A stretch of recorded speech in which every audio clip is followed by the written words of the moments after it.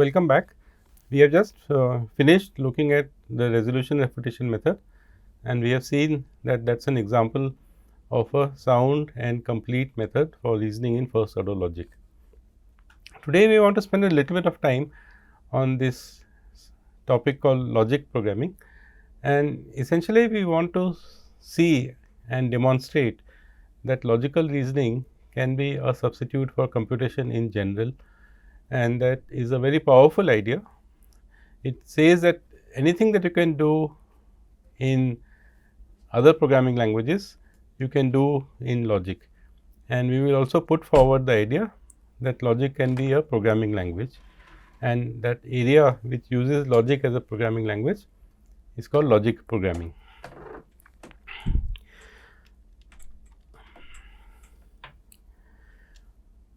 So, we give the credit to logic programming to a large extent to Robert Kowalski, who was at Imperial College of London for a while, for putting forward this idea that logic can be used as a programming language, essentially, that logic can be used for everyday computing. So, quoting him, he says, the driving force behind logic programming is the idea that a single formalism suffices for both logic and computation, and that logic subsumes computation, which means that whatever other means you can use for computation, you can do that in logic itself. Now, it is not just another programming language, it also puts forward an idea which is central to logic programming, and the idea is that the programmer should only focus on the logical relation between the input and output,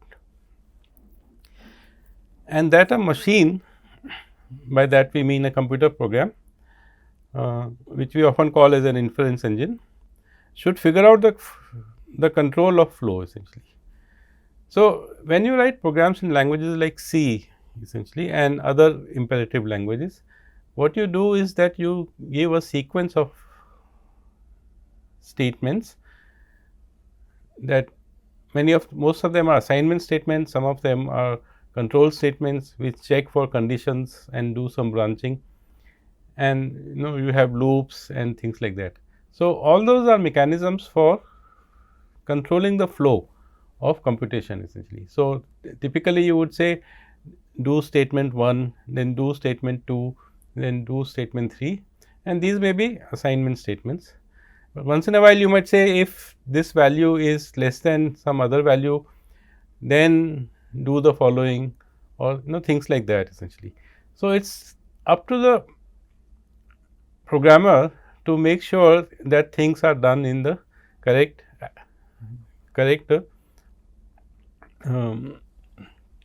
order, essentially. And what Kowalski said was that the programmer should be more worried about the relation between the input and the output, and whether that relation is true or not should be left to a program, and that program could typically be a theorem prover. And we have also seen, when we looked at backward chaining, that you can ask existential queries and you can dig out the answer from the substitution function that is used to prove that query. So, we will take that idea forward and work with this notion of logic programming. So, Kowalski said that a program is basically the logic and control. He says, leave the logic part to the user or the programmer, but very often the users are not programmers. Very often the users may be managers in some organization who have certain, as they call it, business logic which they want to implement, and they are not to be bothered with writing code which is saying that do this first, do this next, and so on. They just want to state the relation between the input and the output, and the flow of control is left to the machine in the form of an inference engine. So, the programmer or the user focuses only on logic, and this idea of programming is called declarative programming, that you just state the relation between input and output and let somebody other compute that relation for a specific instance of a problem. And this has been the basis of logic programming languages like Prolog. It has also been the basis of the field of rule based expert systems, which I had mentioned earlier, and we will look at them in more detail later, in which also the knowledge that the user puts in is in the form of rules essentially. So, rules are just a way of categorizing certain kinds of statements essentially. So, we will look at both these things. First, we will look at logic programming as is done in Prolog, and then we will look at rule based expert systems, which uses basically forward chaining. So, we will see that Prolog essentially does backward chaining, and we will see that backward chaining is an instance, a special case of resolution methods essentially. So, let us start that. I said a little while ago that you can dig out the answer from the substitution that is used during the resolution process essentially. So, you can figure out that is the value of a variable. We saw examples of that when we said, is there somebody who is mortal, and then the system could do backward chaining and tell us that yes, Socrates is mortal, or Plato is mortal, or whoever is in the domain who is a man is mortal. We can also make use of something called an answer predicate to make this process of digging out the answer explicit. So, let us look at the same example about men being mortal. So, we have three clauses here. C1 says all men are mortal, or which if you remember was for all x man x implies mortal x, which in clause form is read as not of mortal x or mortal x, which is where x is a universally quantified variable marked by the fact that we use the question mark there essentially. Then the second clause was the fact given to us that man Socrates, and the third clause is a negation of the goal, because when you do resolution refutation method, you negate the goal, add it to the set of clauses and show that it leads to a contradiction, which is a null clause or the empty clause. Now, what we do is we add another atomic formula to that, and the atomic formula is this answer predicate, and it says that whatever is that z that you find, whatever is the substitution for z that you find, that is the answer that we are looking for essentially. So, the resolution proceeds in the same fashion. First, we generate mortal Socrates from C1 and C2, which is basically the first modus ponens steps that we normally do. But in the second step, instead of deriving the null clause, we derive a clause in which there is only the answer predicate, and we know that that answer predicate is just a convenient mechanism for us to retrieve the answer. So, that is a point where you can terminate. So, we will change the termination criteria a little bit and say that terminate when you have a clause in which there is only the answer predicate. In this example, the answer predicate says Socrates is the answer, and that means the person that you are talking about, who is man and who is mortal, is Socrates. So, value of z is Socrates, and that is what is conveyed to us essentially. Interestingly, the answer predicate can also work in areas where you are not sure of what the answer is essentially. So, for example, if in the same example, if instead the fact that we start with says that one of Socrates or Plato is mortal essentially.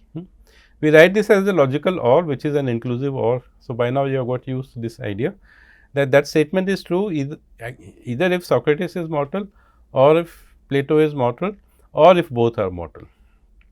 What will our system do with the answer predicate here? So, this is how our resolution will proceed. the first two steps are the same R1 and R2 are produced, except that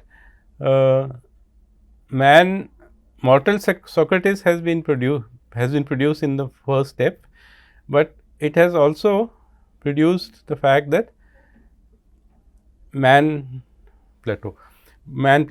So, earlier we only had mortal men Socrates, and that gave us the conclusion mortal Socrates, but now we have this man Plato tagged on with that, and so that also carries forward with that essentially. And then instead of deriving the null clause, we derive the answer clause like we did in the last slide, but we still have that man Plato hanging around there. So, again we resolve this with the clause C1, and we get the answer Socrates, which is carrying forward with everything that we are doing. And now we have concluded that Plato is mortal, and that Plato is mortal is now cancelled with the query, which is that is there somebody mortal.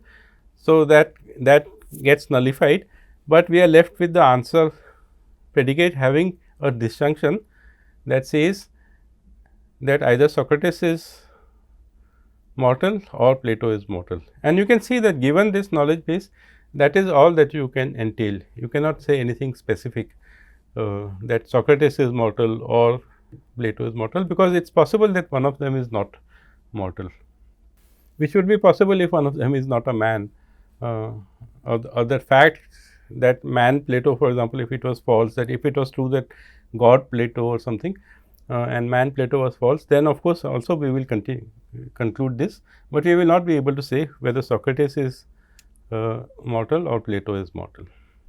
So, it cannot say definitively who is mortal, but it says that at least one of the two is mortal, because you have said that one of the two is at least a man essentially. Now, let us get a little bit into representation. We have said that in first order logic, you work with a domain, and then you have a mapping from the language that you define to the domain. So, that was the interpretation that we talked about. But then what is there in the domain that can be called a number? Now, that is a question which has puzzled many people over a long period of time. So, we will start with the story of Warren McCulloch, who earned his fame in the world of neural networks, but he talks about the time when he was going into college, and this is from a lecture that he gave in 1960, which goes as follows, that he says, in the fall of 1917, I entered Haverford College with 2 strings to my bow. That means, basically he had 2 goals that he wanted to achieve. One was to learn Latin, and the other was to learn mathematics, to build a strong foundation in mathematics. He says he honored in the latter, which means that was his honors degree, and was seduced by it, that he fell in love with mathematics, as many people have over the years. He says that winter Rufus Jones called me and said, Warren, what is thee going to be? That is what kids ask. Kids are asked by parents and uncles and aunts, what are you going to be when you grow up?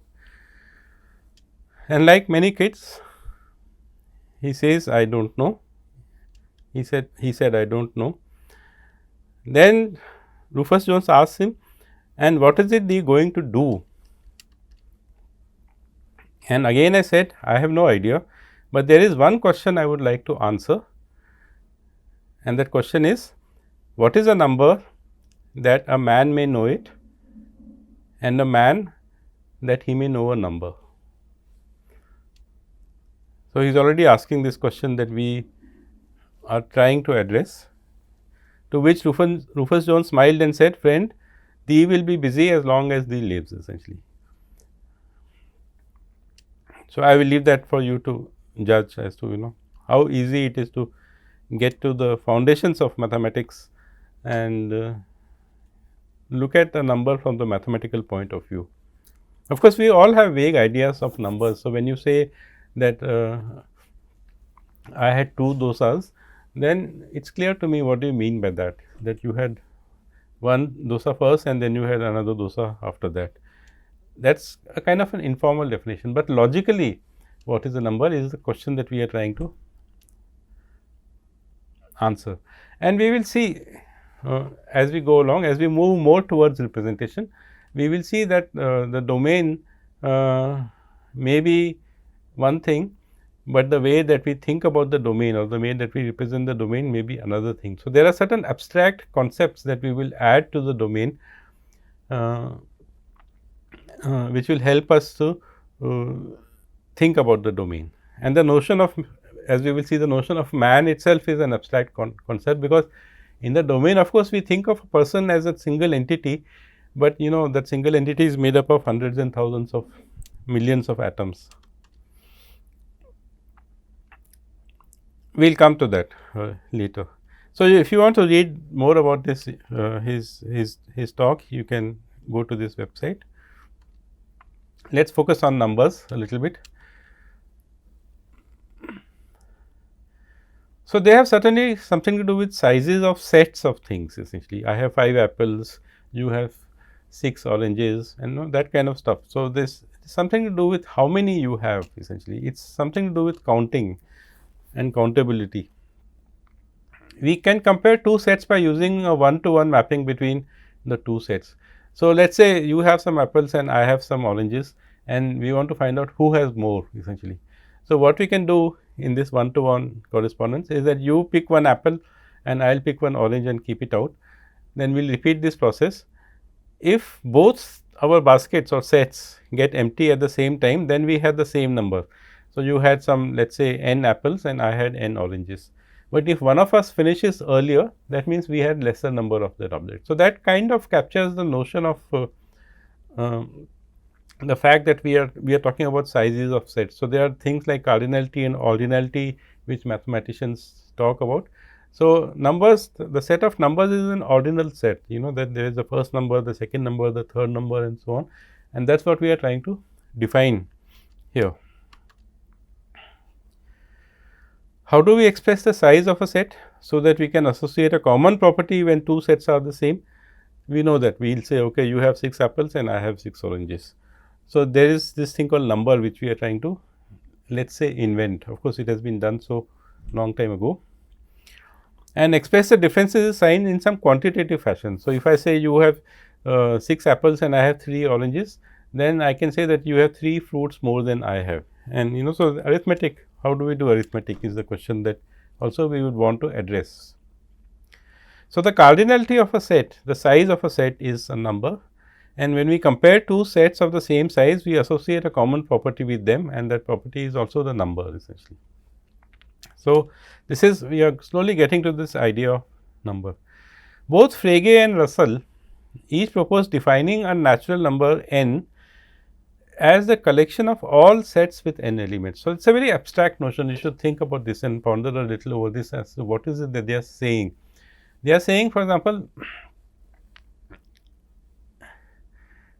you take the number 7, it corresponds to all the sets which have the same number of elements essentially. So, this mapping is very important between the different sets essentially, that somehow if you take all the sets and all of them you pick one at a time and all of them empty at the same time, then they have the same number essentially. So, this is some way of trying to define what a number is. We will see that our definition would be not very far from here. In fact, our definition would correspond to von Neumann's notion of standard set of ordinals, and we will try to define this standard set, and that is what we will call as numbers. Obviously, you have to start with 0.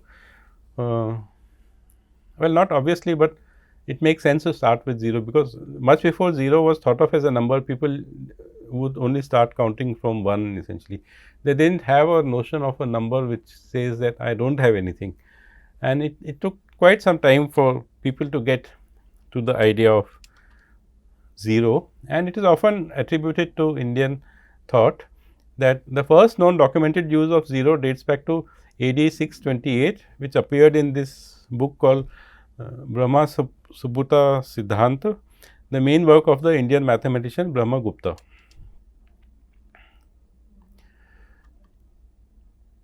Brahmagupta's book is the first book in that mentions 0 as a number. Hence, Brahmagupta is usually considered to be the first to formulate the concept of 0.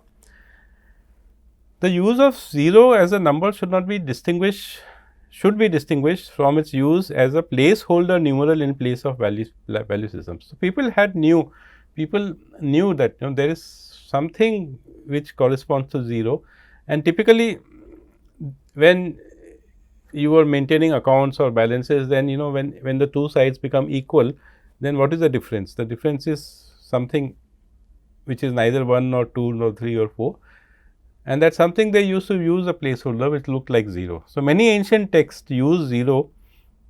Babylonian and Egyptian texts use it. Egyptians use the word nifr or NFR to denote 0 balance in a double entry accounting. So, one side this, and the balance between them is if they are equal in size, then they use this symbol to say they are equal in size. They did not think of 0 as a number essentially. I mean, they would think of 1 and 2 and 3 or 4 as a number, but not 0 essentially. The notion of counting is nothing to be scoffed at essentially. I can point you to a book called 1 to 3 Infinity by an author called George Gamow. It is a book on physics or foundations of mathematics and physics. It is an interesting book, and he starts off with this tale about this tribe who had only 3 things for numbers. So, 1 or 2 or 3, and then something beyond 3 or large or infinity or something like that. So, numbers, people have had to work towards the notion of numbers. Indian texts use the Sanskrit word shunya to refer to the concept of void essentially. In mathematics text, this word often refers to the number 0 nowadays, I think. So, you can read all this stuff from this Wikipedia page that I have given you a link to. Now, let us define this natural numbers as a set. Neumann said that it is a set of ordinal numbers. This definition is attributed to Zermelo and Fraenkel. So, it is known as the ZF set theory. The natural numbers are defined recursively by letting 0 to be the first number, which stands for the empty set, and the number n plus 1 or the successor of n as n union the set containing n for each n. In this way, every number was a set, and the cardinality of set was what that number stood for. So, this definition has the property that n is a set with n elements, and you can see that the first few sets numbers of the set, the first number is 0, it stands for the empty set. We also use the symbol phi for the empty set. The second number is the set containing 0. So, you can see it is a set containing phi. The second number or the third number, which is 2, is a set containing all its predecessors, which is 0 and 1, which as you can see is phi stands for 0 and the set containing phi stands for 1. So, this is a set which represents 2. In a similar fashion, the set 3 is a union of all its 3 predecessors, and you can see that you have 0 here, 1 here and 2 here. So, it is a union of these 3 sets essentially. The important thing is that the number that we are using to as a name for this set is also stands for the cardinality of the set, for the number of elements in the set. So, when we say the set is called 3, what we mean is that it has 3 elements, or the number of elements that it has is the name 3 we are giving to that.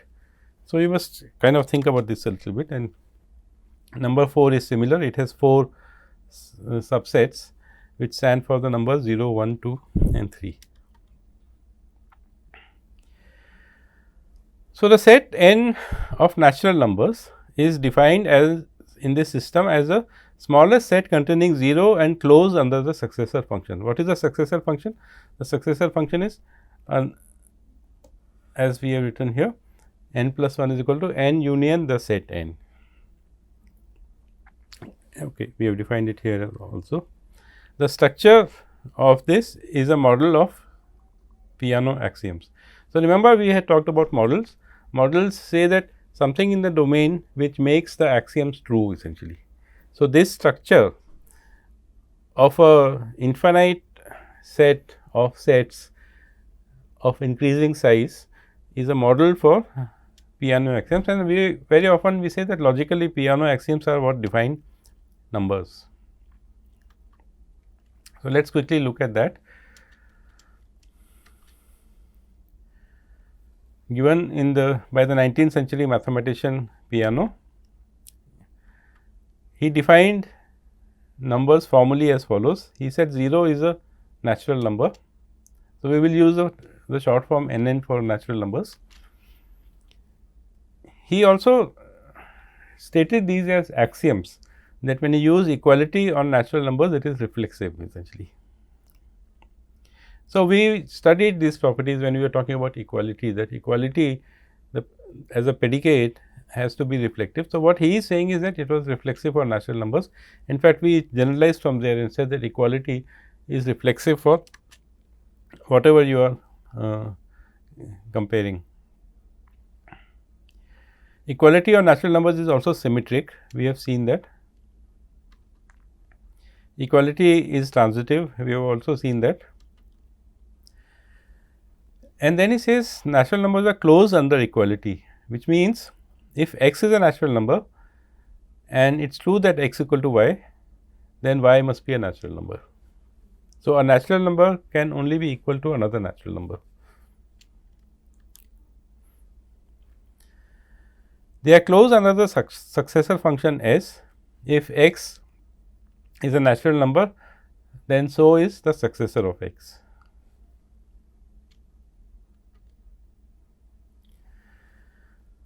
For all natural numbers, x equal to y only if their successors are also equal. S of x is equal to s of y actually. And also the fact that for every natural number, the successor of x is 0 is a false statement, which means 0 is not the successor of any natural number, but it is a number which in some sense builds up the set essentially. Of course, subsequently we have invented other kinds of numbers. So, we have invented integer numbers, integers, then we have fractions, then we have real, then we have complex. So, all kinds of things, but we started with natural numbers and everything else is built upon that essentially. So, the whole idea of number theory builds upon natural numbers. Okay. So, I hope this has given you some food for thought about this question as to what is a number and how can we think of it as logically. Having done that, now let us see how arithmetic can be built, but we will do that in the next session.